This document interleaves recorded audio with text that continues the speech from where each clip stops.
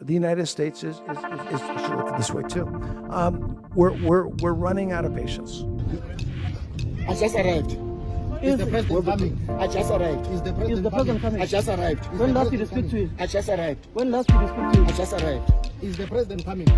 Just arrived. He just arrived. That is the ambassador of the United States to South Africa, Brent Bosel, and he's already stirring things up. He was speaking at a conference he held in the Western Cape, but it's what he said that rubbed people the wrong way.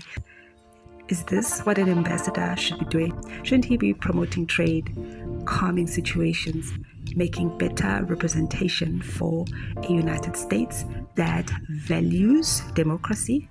What is this? What are your thoughts? How long can this ambassador survive in South Africa at this moment? Let's take a look. I fully agree with the EFF. Leo Bosel or Basil, whatever his name is, the ambassador of the USA in South Africa, he must be declared a persona non grata. He must be expelled from the SA back to USA. Primarily because nobody should be allowed, whether white, black, to come undermine our constitution and undermine our courts.